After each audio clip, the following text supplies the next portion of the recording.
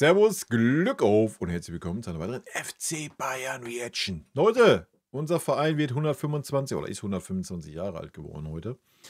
Und dazu gibt es ein Video auf dem YouTube-Kanal, wo alles begann. 125 Jahre FC Bayern. Und da gehen wir jetzt mal zusammen rein. Ja? Ich habe Bock, ein paar alte Hasen zu sehen aus unserer Vereinsgeschichte. Und ja, bevor wir das tun, wie immer der Hinweis, Leute, wenn euch gefällt, was ihr hier seht, abonniert doch gerne den Kanal. Ich sehe gerade, dass das immer mitten in mein Face ist. Das muss ich mal ein bisschen anders gestalten. Ja, damit unterstützt ihr einfach, was ich hier so tue. Wa? Und damit gehen wir mal rein. Bin gespannt, was uns hier erwartet. Du weißt, wenn du zum FC Bayern kommst, du musst liefern. In diesem Club hattest du jedes Spiel zu gewinnen. Das ist ja ein ganz besonderes Lebensgefühl. Das hast du in der Mannschaft gemerkt, im ganzen Verein. Der Kalle, ich mag ihn einfach. Ne? Hat nichts damit zu tun, dass er hier aus meiner Ecke kommt. Aus Lippstadt. Ist nicht weit von mir entfernt. Ich mag ihn einfach. Bei allen Mitarbeitern. Für mich war der FC Bayern immer wie ein Lehrmeister. Bayern München, das ist, ja, bin ich stolz, ist mein Leben heute. Wir haben eine Gründungsgeschichte, die von Offenheit und Toleranz geprägt ist. Wenn man von Bayern... Wichtig, mal zuhören an die ganzen Idioten, war. Haben wir ja letztens hier erst ein paar Diskussionen, was heißt Diskussion? Ein bisschen was aussortiert. Vielleicht wird ja hier ein bisschen drauf eingegangen, auf die Entstehungsgeschichte des FC Bayern. Sollte man dann vielleicht der eine oder andere sich mal ein bisschen besinnen und mal ein bisschen drüber nachdenken. Bayern spricht, dann hat immer irgendeiner ein Erlebnis dazu. Ich erinnere mich selbst zurück, als ich halt klein war und FC Bayern Trikot getragen habe. Café Gisela, geschlossene Gesellschaft, ja. Bayern-Fans unter sich. Jetzt sind wir auf 125 Jahre auf FC Bayern mit Wasser und trinken. Mit Wasser? Ja, mit Wasser. Na, wirklich nicht. Mit Wasser. Ja, ein schöner Vogel. Ja, mit Wasser. In Bayern, mit Wasser. Hallo, liebe Bayern-Familie. Ich bin der Heiner Jüngling.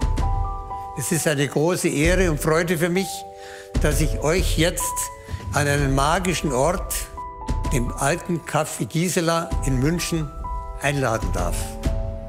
Hier wurde vor 125 Jahren der FC Bayern München gegründet. Lasst uns diesen Zusammenhalt feiern.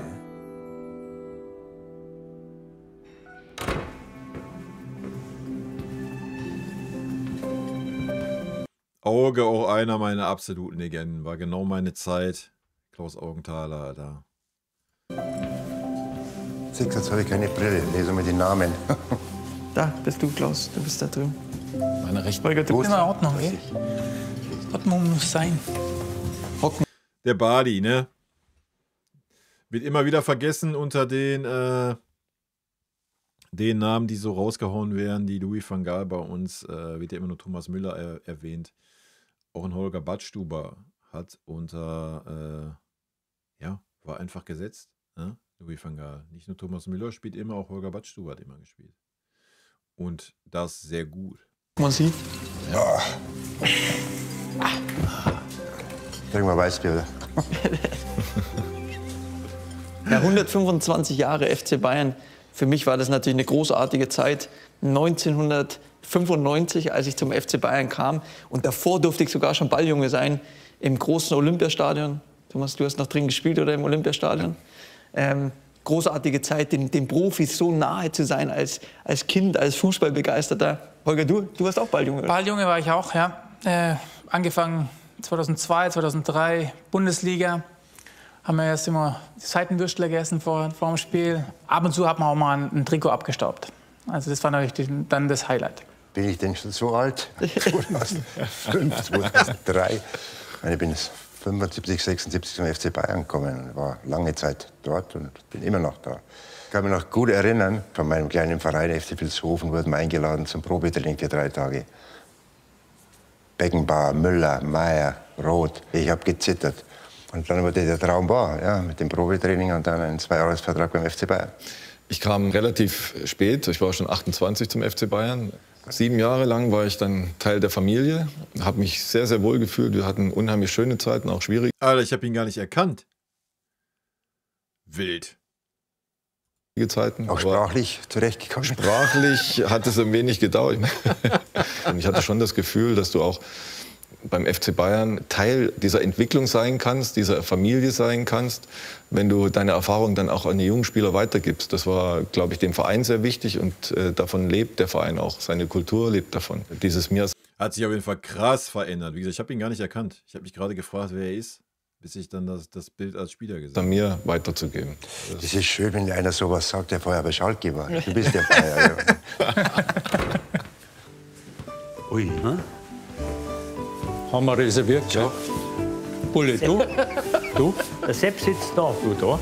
Das gibt's ja nicht, dass da keine Bedienung da ist. Essen gibt's da nicht. Keine Bedienung Hallo, da, die Bedienung. Alten, ne? Das ist ja Wahnsinn. Ja, ich kam in den 70er Jahren, da war Wilhelm Neudecker Präsident. Dann anschließend unser Willi Hoffmann, Champagner-Willi. Gott hab ihn selig. Ja. Fritz Scherer, Franz Beckenbauer. Dann kamst du. Weil ich meine, es gibt keinen Club auf dieser Welt, bei dem ehemalige Spieler den Laden geführt haben. Ja. Wichtig ist. Ja, stimme ich zu. Und auch, ich glaube, lange Zeit völlig unterschätzt.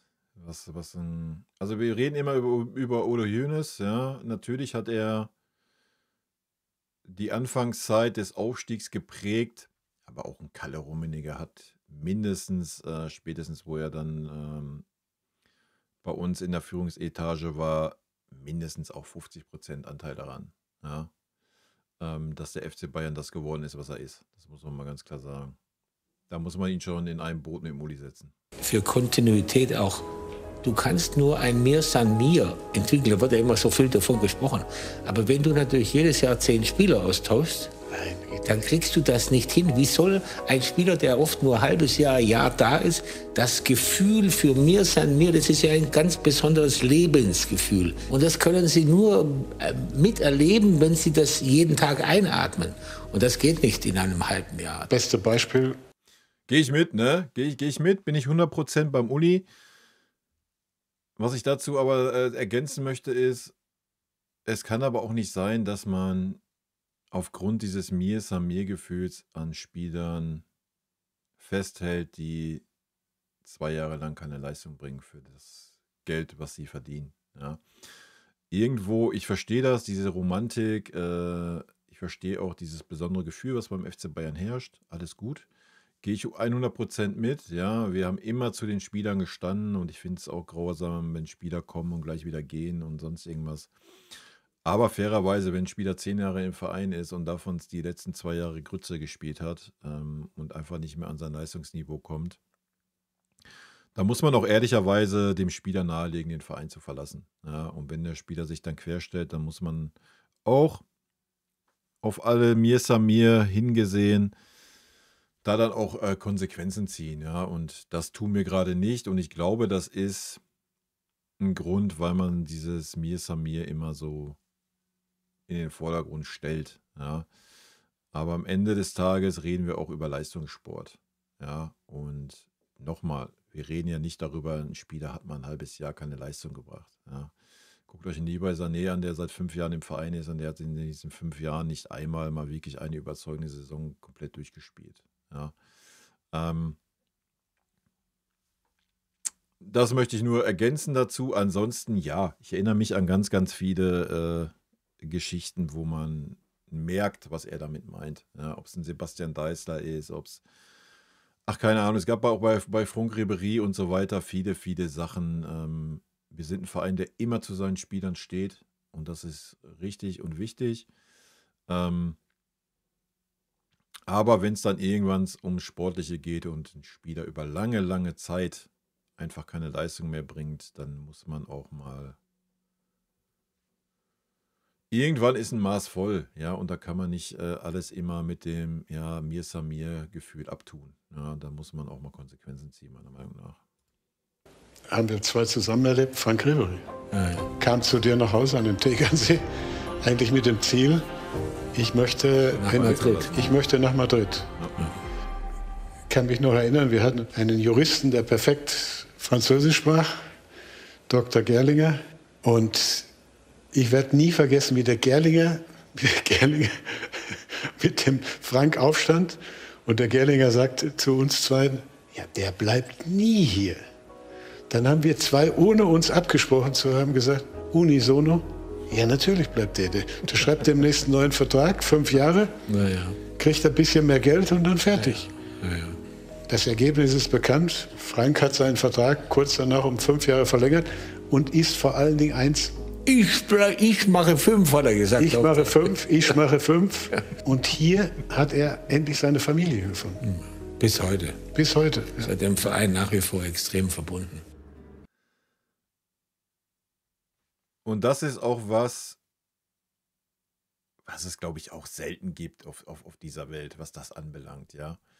Wenn man sieht, wie viele Spieler immer noch mit dem FC Bayern in Verbindung sind. Ich kann immer wieder nur das super krasse Beispiel bringen, Semi Kufu. Ja, klar, wir haben Botschafter, Elba und so weiter, die sind immer mit dem Verein und sind Markenbotschafter und so weiter. Und dann hast du einen Semi Kufu, der in seiner Heimat ist und dann da für irgendeinen afrikanischen Fernsehsender da die Champions League kommentiert und dann dreht der da völlig frei, wenn der FC Bayern erfolgreich in der Champions League ist. Ja, ja, ich glaube, es gibt nicht so viele Vereine, wo so viele Spieler so nah nach ihrer Karriere auch noch mit dem FC Bayern verbunden sind. Ja.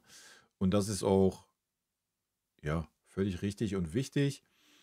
Und auch mit Oli Kahn, ja, oder auch mit Brazzo, was viele kritisch sehen. Auch ein Oli oder ein Brazzo, die werden immer mit dem FC Bayern verbunden bleiben. Auch wenn sie in der Führungsposition waren und es halt einfach nicht geklappt hat, dann ist das so, ja. Ja, das ist, was den FC Bayern ausmacht, ja. Und deswegen, ich glaube auch, selbst wenn man so einen harten Kurs gefahren hätte, wenn wir mal auf die aktuelle Situation kurz schauen, bei den ganzen Spielern vor der Saison hätte man einen härteren Kurs gefahren und diese Spieler hätten den Verein verlassen. Ich glaube auch da, spätestens nach einem Jahr, alles gut, ja. Wären sie trotzdem immer beim FC Bayern willkommen gewesen. Und ich glaube, jeder dieser Spieler hätte auch eingesehen, oder jeder dieser Spieler, der sich mal da hinsetzen würde auch einsehen, dass die Leistung in den letzten Jahren einfach nicht gereicht hat für den FC Bayern. Ja. Aber das ist ja blöd. Schau mal, jetzt sitzt du da unten. Ja. Da bleib du hocken, ja, da tun wir meinen weg. Gut. Wir früher, da haben wir uns in die Koffer getragen. Ja. Legendär, ey. Müssen wir alles umbauen. Ich habe ein Foto mitgebracht, ein Buch aus dem Jahr 1980. Da war ich noch nicht auf der Welt. Da warst du nicht auf der Welt? Oh, wie peinlich für mich. Nein. Auf jeden Fall waren wir 10 Leute. Ja. Und in unseren Jahrbüchern haben wir tatsächlich immer Fotos unserer Mitarbeiter gemacht. Jetzt geht es nicht mehr, jetzt sind wir zu viele. Genau. Ich hoffe, du findest jetzt die richtige. Ja, das ist jetzt die Frage. Jetzt blamier dich nicht, Manu. Sehen natürlich alle gut aus. Also jung sehe ich aus. Ja, aber dann bist du in der Mitte, oder was? Niemals. Nein. Nein, deswegen. Das ist die Frau Meissner, die hat unsere Pokale poliert. Ich würde sagen, du bist oben rechts. Ja, genau. Du sahst aber gut aus. Also ja. du siehst immer noch gut aus. Ne? Ja, vielen Dank. Ja. Ich habe aber auch nicht so mit langen Haaren gerechnet, weißt du? Da sieht man ja mal, wie klein die Familie war, ne? Ja. Aber war das für dich einfacher in so einer kleinen Gruppe als vielleicht heutzutage? Das Miteinander, einfach die Kommunikation, die echte Kommunikation, die finde ich jetzt hier genauso gegeben. Ja, ich glaube, wichtiger Bestandteil der erfolgreichen Jahre, die wir zum Beispiel in 2013 hatten, in 2020 hatten mit unserer Mannschaft, ist natürlich dieses sich wohlzufühlen, wichtig zu sein, ein Bestandteil der Mannschaft zu sein, sich dann auch mit seinen Fähigkeiten ausleben zu können, ist dann auch entscheidend gewesen für die erfolgreichen Zeiten und das hat man auf dem Platz auch gemerkt. Keine Ahnung, ich kann Neuer nach seinen komischen Worten, die er da damals gesagt hat, mit Herz rausgerissen und so, ich kann den nicht mehr so richtig ernst nehmen, was er erzählt. So. Tut mir leid, das ist auch nicht bös gemeint, ich kann es einfach nicht. Ich bin ein Mensch, der gewisse Sachen einfach nicht verzeihen kann und nicht weglassen kann. Und solche Worte als langjähriger Kapitän zu äußern, wie er es damals getan hat, das hat mir dann auch das Herz rausgerissen und seitdem kann ich ihn nicht mehr wirklich ernst nehmen, wenn er sich da hinsetzt und irgendwie großschwallig über den FC Bayern philosophiert. Obwohl er so lange und so natürlich den FC Bayern geprägt hat, ja, nicht falsch verstehen, aber da schwingt immer so ein bisschen mit. Kann ich denen das jetzt glauben, was er da gerade erzählt? So. Ja, schön, dass wir hier sitzen. Ja? Danke, dass ich hier dabei sein kann. 125 Jahre FC Bayern bedeutet für mich auch 55 Jahre Frauenfußball. Wir waren so in dieser Zeit, in den 70er Jahren, die Pionierinnen des Frauenfußballs generell. Wusste ich gar nicht, dass wir schon in den 70er Jahren eine Frauenmannschaft hatten. Und zu damaligen Zeiten natürlich auch Bayern München. Wir waren alle verrückt nach Frauenfußball und Fußball überhaupt. Und Bayern München war natürlich für mich die Vorstellung, ja, da kannst du trainieren ohne Ende und kannst jeden Tag Fußball spielen. Aber dem war natürlich nicht so. Wir hatten 2 Trainingseinheiten und das war am Abend. Wir haben uns im Endeffekt selbst organisieren müssen. Es war da niemand im Verein, der dann fest da war, der gesagt hat, ich übernehme den Frauenfußball jetzt, sondern es war wirklich so aus unserer eigenen Leidenschaft raus, haben wir alles selbst gemacht. Das ist schon krass, welchen Stellenwert der Frauenfußball nicht hatte. Ja? Wo es 1:1 die gleiche Sportart ist. Ne? Irgendwo ist es schon traurig, ne? Auch dass der Frauenfußball heute auch noch nicht diesen Stellenwert hat. Ne? Das ist schon traurig teilweise. Ich bin, wie gesagt, gute 55 Jahre bei Bayern München geworden und das ist, ja, bin ich stolz, das ist mein Leben heute. Schön. Was bedeutet dir FC Bayern München? Also für mich ist FC Bayern, es war schon immer was ganz Großes. Es war halt mein erster Verein, den ich wirklich verfolgt habe. Und bis jetzt ist es jetzt auch mein Lieblingsverein. Als ich studieren wollte, habe ich mich entschieden, in München zu studieren. Und das war halt perfekt für mich dann. München hat sich schon wie so ein Zuhause angefühlt. Und meine Eltern unterstützen das auch, dass ich so gerne zu Fußball gehe. Und alle finden es eigentlich heutzutage sehr cool, wenn Mädchen auch Fußball schauen. Und das da? London. Das ist so der Hut. 25. Mai. Sepp Meier, der Thomas Müller von früher auf jeden Fall, ne? Ah, der Pott ist wieder ein Bayer. Tja, das waren doch Zeiten. Wo sie es trippig gemacht haben, oder? Die Zeit vergeht, ha? Wahnsinn. Ist das, wenn ich da zurückdenke. Ich war als Bub schon Bayern-Fan. Ja, ihr alle waren wir ja eigentlich. Wie alt warst du, wo du nach München gekommen bist? 13, 14, 15? 15 war ich. Bin ich auf Bayern gekommen. Wie lange hat es dann gedauert, dass ihr aufgestiegen seid? Es war 64, 65? 65, genau richtig. Da war Franz auch schon dabei. Ja, Franz war schon dabei, genau. Der Gerd da, die komplette Mann. Wir haben das Glück gehabt, dass wir diese Spieler mit denen gehabt haben. Wir hätten ja, du hast ja zu 60 gekannt, du hättest nach Stuttgart gekannt. Das war echt so eine krasse Mannschaft, ne? Im Nachbetrachtet. Auch wenn man zu der Zeit nicht so, ich bin 75er Baujahr, da hast du natürlich die Jahre nicht so mitbekommen wie gerade die 80er und 90er. Aber so in der Nachbetrachtung, Alter, war das eine krasse Mannschaft. Ja, das muss man mal ganz klar sagen, Alter. Alto Berry, ey. Ja, irgendwo. Nein, wir sind bei Bayern gelandet und haben dann und haben diese 2 Spieler gehabt in unserer Mannschaft. Ja. Und hat alles zusammenpasst eigentlich. Ja. Nein, das waren schon 2 tolle Menschen, ja. Und es war schön, wie du sagst, dass wir mit solchen Menschen zusammen spielen konnten. Durften, beides.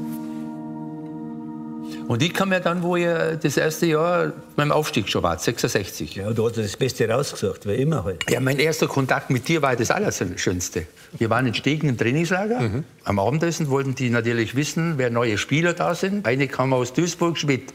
Eine kam aus Köln, Nastalla. Und eine aus Düsseldorf, Wels. Und einer aus dem Allgäu, der Herr Kraft wie Mu. Da steht der auf. Ja. Da sagt der Trainer, das heißt bei uns nicht Mu, das heißt Bulle.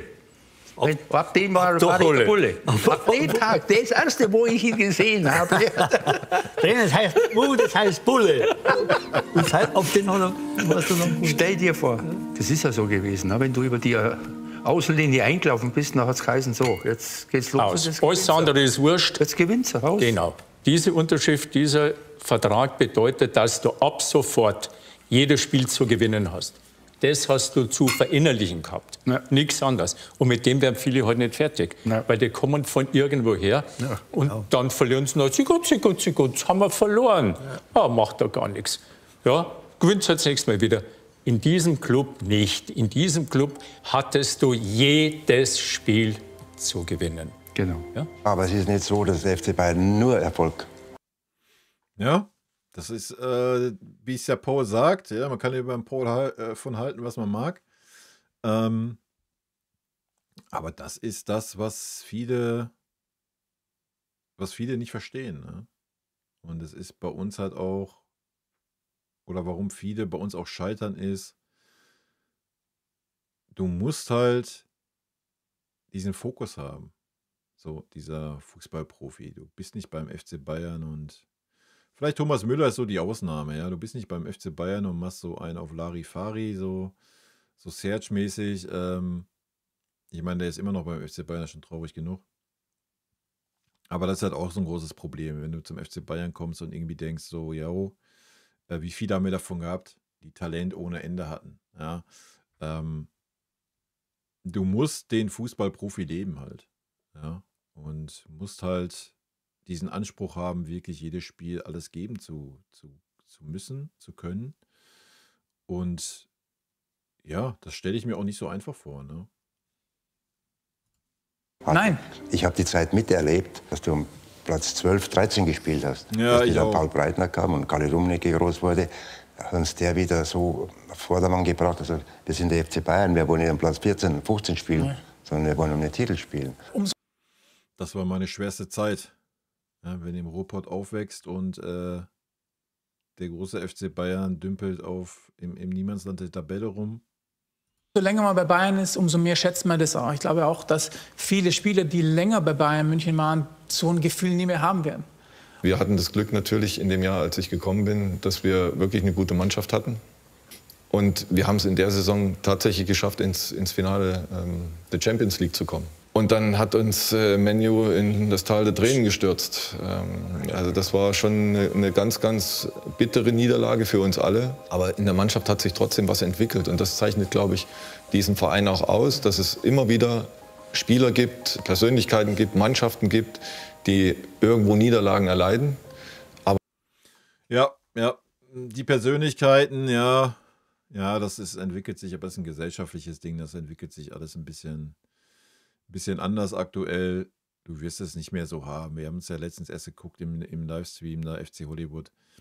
Du wirst es nicht mehr haben. Dass so, auch wenn du jetzt guckst, so ein Auge, so ein Philipp, das war natürlich schon eine herausragende Persönlichkeit. Ja, auch so ein Holger Badi, wie ich ihn immer genannt habe, Badstuber.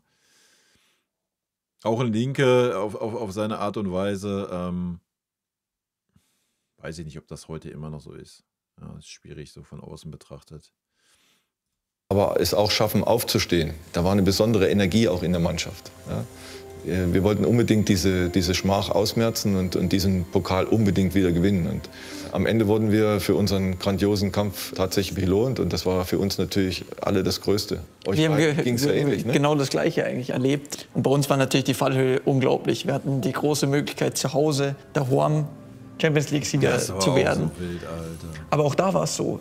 Ich finde, es hat sich danach dann so ein neuer Teamgeist entwickelt in der Mannschaft. Du hast es gerade beschrieben, man hat den Hunger auch so gemerkt in der Mannschaft. Aber du hast auch die Typen dafür gehabt. Ja? Du hast diese Typen dafür gehabt. Das ist das. Ich weiß nicht, ob das heute auch noch so wäre. Ist schwierig. Da müssten einige vielleicht noch ein bisschen mehr aus sich rauskommen. Aber ja. Es war es nicht oder so. Also man spürt es im Verein.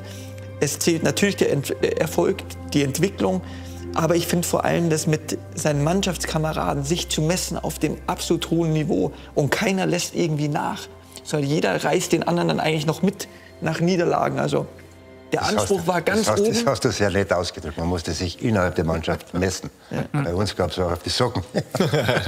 Ich glaube, das zeichnet auch den FC Bayern aus, ja, von der Vereinsführung her und auf die Spieler, die geholt werden, die nicht nur beim FC Bayern spielen, sondern die irgendwann einmal das Herz vom FC Bayern tragen. Mhm.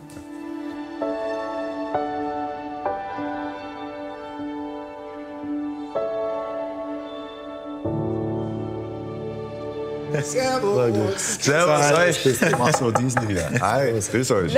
Hi, ist ja cool, hey. Kaffee Gisela, geschlossene Gesellschaft. Ja. Bayern-Fans unter sich. Das müssen wir ausnutzen. So sieht's aus, ja. Absolut. Lukas, was war dein persönliches Erlebnis? Was hat dich zum FC Bayern gebracht als Fan? Ja, also ich bin eigentlich schon immer Manuel Neuer-Fan. Ja. Angefangen eigentlich mit der WM 2014. Ich war tatsächlich schon Torwart in der Zeit. Ja. Und ich habe mir da einiges abgeguckt, sage ich jetzt mal. Sophia, wie war das bei dir? Ja, es wurde mir auch ein bisschen in die Wiege gelegt. Es hat mit Babystramplern begonnen, dann mit den ersten Spielen und sogar Bayern-Ski. Bei mir war das ja auch noch ein bisschen anders. Ich bin gebürtiger Münchner. Ich habe dann da in Giesing unten im Kanditplatz habe ich immer Fußball gespielt mit meinen Kumpels. Und mit meinem 30. Geburtstag habe ich mir dann erlaubt, eine Jahreskarte im Block X, das ist direkt daneben. Ja, und da saß ich erst mal. Habe ja damals, das war halt mein beruflicher Werdegang, habe ja die Morning Show auf Antenne Bayern moderiert. Und das hat ein gewisser Uli H. gehört. Bin von 5 Jahren ausgegangen und mittlerweile ist, ja, lass uns das Thema wechseln. Fast 30 jetzt, ja. Ja, krass, ja. Respekt. Du? Das erste Mal, Südkurve, wann? Ja, schon ein paar Jahre her, im Olympiastadion noch. Am Anfang natürlich noch auf dem Sitzplatz, aber da war dann schon irgendwann, hat er... Ja, mein erstes Mal war auch noch Olympiastadion, aber nicht auf dem Sitzplatz, war. Hat er dann auch öfter festgestellt, dass ich nicht immer aufs Spielfeld schaue, sondern immer häufiger in die Südkurve schaue. Und eben da fasziniert war, ja, wie Gesänge, wie Choreografien etc. entstehen.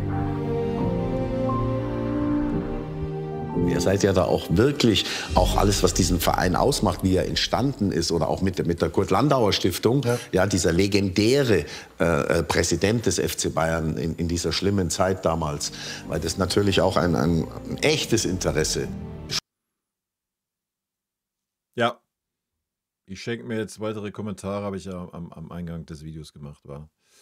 Aber dann mal ein Wort an unsere super stabile Fanszene. Spiegelt.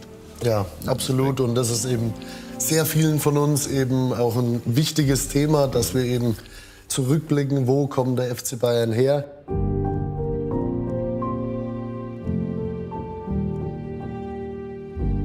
Wir haben uns immer gewundert, zu der Zeit, als wir noch gespielt haben, dass der Name Kurt Landauer eigentlich in dem Verein eine relativ kleine, um nicht zu sagen keine Rolle gespielt hat. Es ist ein großer Verdienst unserer Südkurve, dass die Verdienste von Kurt Landauer, aber auch sein extremer Lebensweg der breiten Öffentlichkeit bekannt wurde. Die Person Kurt Landauer hat Außergewöhnliches geleistet. Er ist in München geblieben zu einer Zeit, als er vielleicht hätte fliehen können. Dann irgendwann ist er, glaube ich, nach Genf emigriert. Er hat einfach dafür gesorgt, dass dieser Verein überhaupt überlebt hat. Also, das kann man nicht hoch genug bewerten. Ja, und die Ironie des Schicksals ist ja die, dass gerade jetzt in diesen Monaten, Jahren, die wir gerade verleben, dieses Thema ja wieder eine große Rolle spielt. Und gerade ein Verein wie FC Bayern München, der ja möglichst unpolitisch sein sollte, aber... Nein, sollte er nicht. Der über seine Fans, aber auch über die Führungskräfte hier klar Stellung bezieht, wo man steht, und das tut dem Verein sehr gut. Ja, Grüße gehen nochmal raus an alle idiotischen FC Bayern-Fans, wa? Mal Gehirn einschalten. Herr Heiner, wie ist es, Präsident des FC Bayern zu sein? Ja, ich muss sagen, das ist zumindest nach meiner Meinung der schönste Job, den man haben kann, wenn man so sportbegeistert ist wie ich und jeden Tag mehr oder weniger die Gelegenheit hat, zu irgendeiner Sportveranstaltung zu gehen, ob es zum Fußball ist, ob es zum Basketball ist. Da füllt sich mein Herz und wie gesagt, ich könnte mir nichts Schöneres vorstellen. Wenn ich das richtig weiß, dann haben Sie ja 1000 Spiele des FC Bayern bisher gesehen. Was haben Sie für Erlebnisse, die Ihnen so im Gedächtnis geblieben sind? Wenn ich so an meine Kindheit denke und dann, wenn man da zur Seener Straße rausgefahren ist, wo jetzt eine Schranke ist, war ein kleiner fast ein Abstellraum. Das war die Geschäftsstelle und gleichzeitig der Fanshop. Da gab es vielleicht eine Fahne und einen Schal und eine Bommelmütze. Und wenn man jetzt die Entwicklung seitdem sieht, ich muss jetzt gar nicht von Megastores sprechen, dann ist das wirklich bemerkenswert, ja. Wenn man von Bayern spricht, dann hat immer irgendeiner ein Erlebnis dazu oder hat ein Spiel gesehen. Wie erleben Sie denn so das Fansein des FC Bayern? Ja, ich finde es schön, dass Inklusion beim FC Bayern wirklich gelebt wird. Man ist einfach ein Teil der Fankultur. Man ist nicht aus. Was ist denn da los, Peter? Sind wir verwandt oder was? Seht ihr gerade nicht, wa? Vor, man gehört dazu, egal ob man im Rollstuhl sitzt oder eben auch nicht. Das finde ich sehr sympathisch. Und was ich gerade gesagt habe, gilt ja nicht nur. Aber das sollte ja auch normal sein, oder? In der heutigen Zeit. Also. Aber anscheinend ist es das nicht, oder was? Für den Fußball, der FC Bayern ist ja viel, viel breiter. Diese Vielfalt, dass er nicht nur monothematisch sich auf Fußball konzentriert, sondern vielen Menschen eine Chance gibt, beim Club zu sein, sich zu betätigen, aktiv zu sein und auch im gesellschaftlichen Leben des FC Bayern dann mit teilzunehmen. Und das dürfen wir auch nie außer Acht lassen bei all dem Streben nach Titeln, dass wir eben das für die Menschen machen und immer wieder gucken, was die Menschen brauchen, was sie benötigen und wie wir ihnen Freude bereiten können. Wahre Worte, ne? Mal wahre Worte. Ach, mein Zauber. Freilich, wo ist denn den her? Schau mal, was ich vorgestern gesehen habe. Mein Zauberkopf. Ist noch alles da? Ja. Halt, mach Platz, dass das ist schon alles da, aber es ist ja ein bisschen alles kaputt gegangen. Das ist ja schon 30 Jahre alt. Ach, da ist die Zeitung. Jetzt haben wir es ja. Deckel zu. Einen Trick habe ich noch gefunden, der geht noch, wahrscheinlich. Zeitung ist auf, schaut's mal. Ah, die Zeitung. Also wir schauen ja so, als wenn wir das nicht wissen. Das weißt du auch nicht. Und ich schütte das richtig rein. Ja, schütte das richtig rein. Zweit.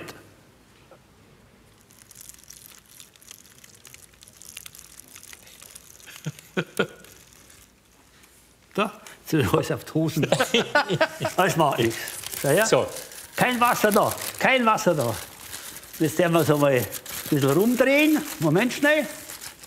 Was ist drin? So. So und dann so und so und so und so. Schau her, nix. Kein Wasser mehr da. Kannst du gar nicht glauben, gell? Jetzt pass auf. So, wie ist das? Das sieht man. Ja, das geht nicht mehr so. Aber ich muss da rausschütten können. Da. Hey! Ja, funktioniert super. Happy, super. Gut, dass ich noch nicht geschaut habe. Ich erinnere mich selbst zurück, als ich halt klein war und FC Bayern-Trikot getragen habe. Und das Allergrößte war dann mit meinem Papa, mit meiner Mama halt in die Allianz Arena zu fahren und ja, große Spieler nachzueifern einfach.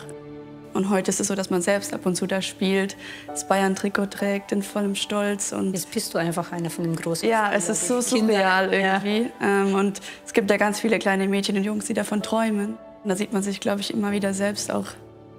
Aber früher hat man ja den Traum wie nicht haben können so richtig. Also als man, wie du wahrscheinlich in deinem Alter das Bayern-Trikot getragen hast, hast du wahrscheinlich Männerfußball geschaut. Und dann hattest du ein Idol im Männerfußball. Und heute, wenn du in die Fans schaust und siehst, wie sie dir zujubeln. Und ja, ich kann mich noch erinnern, wo wir in Aschheim gespielt haben oder an einem Grünwalder Stadion, wo es einfach, keine Ahnung, 200, 300 Leute da war, so Familie und Freunde. Und wenn man es jetzt mit dem heute vergleicht und dass unsere Spiele immer ausverkauft sind, mir persönlich bedeutet das auf jeden Fall sehr viel. Ich glaube, dass wir genau den Weg halt weitergehen wollen. Ja, absolut. Wir qualifizieren uns jedes Jahr für die Champions League. Wir kommen immer recht weit und wir haben unsere Fußstapfen in Europa schon auch hinterlassen. Aber wir wollen sie eben nicht nur hinterlassen, sondern wir wollen auch diesen nächsten Schritt machen, dass wir in Europa wirklich auch eine ganz große Nummer sind und eben auch, ja, auch diese Vision haben, dieses Champions League-Finale eben auch zu erreichen und zu gewinnen. Und ganz klar unter dem Motto halt Future Strong eben diesen Weg auch weiter gemeinsam gehen können. Mein lieber FC Bayern, zum 125-jährigen Jubiläum wünsche ich alles Gute und ich hoffe, er wird immer so weiter erfolgreich bleiben. Auf eine sensationelle nächste Zeit, die nächsten 125 Jahre. Möge das Mir Samir weiter eingepflanzt werden. Auf viele weitere erfolgreiche und leidenschaftliche Jahre. Dass wir weiterhin das beste Verein in Deutschland bleiben. Und mit viel Leidenschaft, Emotionalität und Engagement in die Zukunft gehen. Wir haben eine Gründungsgeschichte, die von Offenheit und Toleranz geprägt ist und von Ehrgeiz. Und das ist etwas, was wir ja auch bis heute bewahrt haben. Das ist in unsere DNA über all die Jahrzehnte gegangen. Es ist ein stolzer Verein. Es ist der Verein, würde ich sagen. Auf viele tolle gemeinsame Erlebnisse. Dass du so bleibst, wie du bist, behalte deine Mentalität. Denkt immer dran, wo ihr hergekommen seid. Wir sind ein starker Club, nationaler Vorreiter, internationale Spitzenklasse. Aber das Wichtige dabei ist, dass wir unsere Menschlichkeit bewahren. Ich wünsche mir, dass in 125 Jahren von heute an die Fans, die Mitglieder, die Menschen in der ganzen Welt noch genauso stolz sind auf ihren FC Bayern wie heute. Dass er diese vielen Fans, die er weltweit hat, weiterhin glücklich machen kann. Und dass wir nur ein Teil sind und dass das große Ganze, nämlich der FC Bayern München, über allem stehen muss. Also, schön war's mit euch. Einmal. Zack. Zack. Super. Oh. So, den Koffer nehme ich wieder mit, oder? Und liefere ihn wieder ab. Ja. Oder? Du? Ich gebe ihn ab. Gib's oder halt dann. Was sind wir im Fußball? Was sind das die Fußbälle da? Schön mit der Not noch. Ja, ja. Was mit denen auch noch gespielt? Nein, oder? Ja, als Bub. Okay. Ja, ich habe auch noch einen daheim. Echt? 50er Jahre. Wir haben ja der Bundesliga. Ach, herrlich. Herrlich, sehr schönes Video. Ja, sehr schönes Video. Auch nochmal ein paar Sachen richtig gestellt. Nochmal Stellung bezogen. Sehr, sehr schön. Hätte ich mir auch gerne 2 Stunden lang angucken können. Ein paar alte Legenden, ein paar aktuelle Entwicklungen. Sehr, sehr gut. Happy Birthday, FC Bayern München. 125 Jahre auf die nächsten 125. Werde ich nicht mehr miterleben, aber vielleicht noch die nächsten 25, das 150. vielleicht noch. In diesem Sinne, Leute, rot-weiße Grüße gehen natürlich raus. Haut rein, bis dann. Tschüssi.